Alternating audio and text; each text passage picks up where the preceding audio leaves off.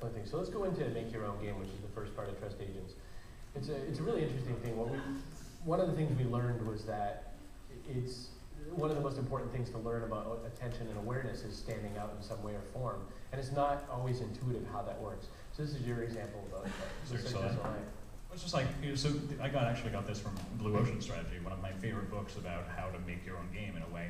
And basically what they say is they talk about how important it is to differentiate yourself, to create a value differentiation. So, I mean, Cirque du Soleil is still a circus. They come from Montreal, so they've got my heart, because that's where I'm from too. And so they changed it by going, animals, that's dirty and people kind of think it's gross, let's wipe it out. Star performers, nobody cares what the names of the circus performers are as long as they're amazing. So they're expensive, we cut them out. And instead what do? We make it like theater. We change the way that it's done, so people, when they go there, they feel great about it, and they end up spending more than if they went to, an average circus. They took away things like concession stands. And you find yourself with something that is so drastically different than everything else that you have to, at that point, you have to treat it almost like it's a different category. And that's what everybody who's smart that's on the web, when they're doing it, that's when they're creating something that's really great and that's worth paying attention to. How many people have gone to Cirque du Soleil in Vegas? Next time you go, send a Twitter message to @JessicaBerlin, who is currently the trust agent inside of Cirque. It changes the entire experience, I promise you. We found this in a lot of other books too. We found that one of the things you can do to make your own game is to sort of make your own phrase. And we talk a little bit about language a little bit further on. But Julian's, one of his favorite examples was Tim Ferriss. And prior to Tim Ferriss, nobody had ever said the phrase lifestyle design. He shows up, he makes the phrase lifestyle design. Google Trends says the world is born. Gladwell, of course, with the tipping point. Who read Free? Who was kind of a medium about the way they felt about it? I'm not talking smack about another author. I realized that, I felt like he was being paid by the word. And then I realized I'm crapping on an economist for being kind of boring. Those lawyers, they're shrewd. What? But anyway, the phrase the long tail, I mean, essentially flip open any economy book. You could have also done it on some other equation inside the book. But still on the idea of making your own game. Julian, this is your story. Yeah, this is the idea of the full court press. It's actually a Malcolm Gladwell article from the New Yorker. And basically what they talk about is how if you have a team, a basketball team, they're smaller, they're weaker, they're not as fast as anybody else.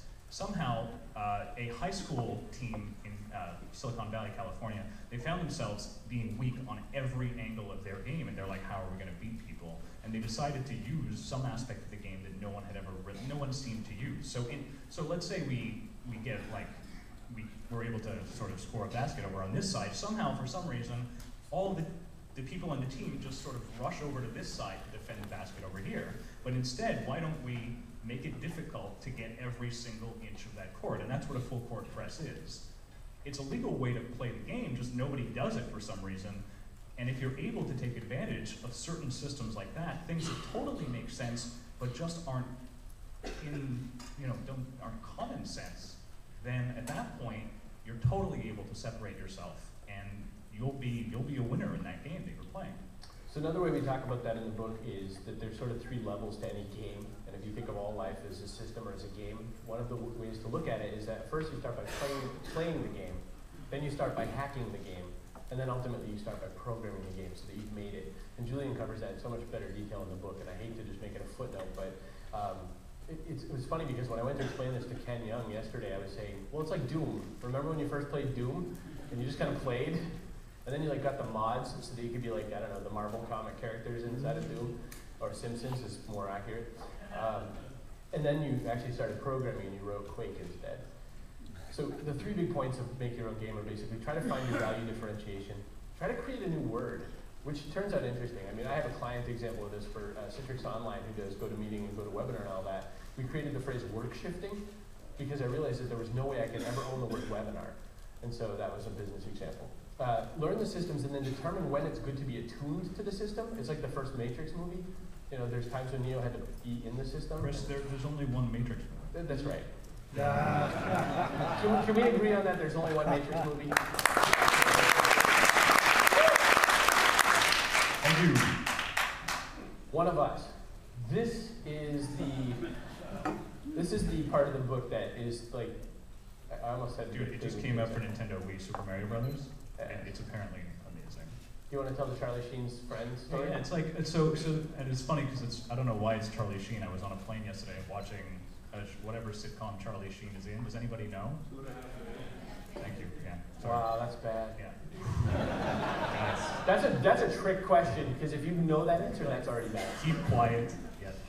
But I mean, so whenever we go to a party, and actually, but this applies to anything. You know, it's just like Warren was saying before. So Warren was talking about the stars or the famous people that he's interviewed, and because he's associated with those famous people, even if he's only spent 15 minutes in an interview with him, he becomes somebody who's like, he's like inside their group. You know, just a 15-minute association, an interview with somebody, and all of a sudden, he's one of them. And when you go to him, it associates a certain prestige. So it's all about insiders versus outsiders. If you're an insider, you're forgiven more easily if you make a mistake. Whenever you're an insider, you have insider language, and you speak in a certain way with people. If you're an outsider, it gives you that feeling of, oh, I'm not a part of this. So being one of us is one of the most important things that you can do on the web because of that. Total name-dropping a moment here. 2 days ago, I taped the Dr. Phil show. I was the tech expert about social networking. You wore a suit. That's the most I wore this and some other stuff. I wore a real-life suit with a tie. No lie. Calm down. I'm sitting in the audience, and they bring us out, because now the way they type Dr. Phil is like the guests and everybody are also in the audience. They are one of us. Except, of course, they know that I'm not, because there's a microphone. We can actually rap to that if you want. Yeah. No. Later on we won't.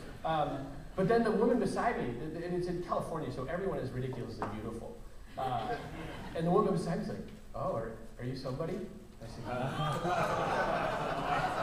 oh. As a matter of fact, I said, yes, I am. I said, I'm freaking famous.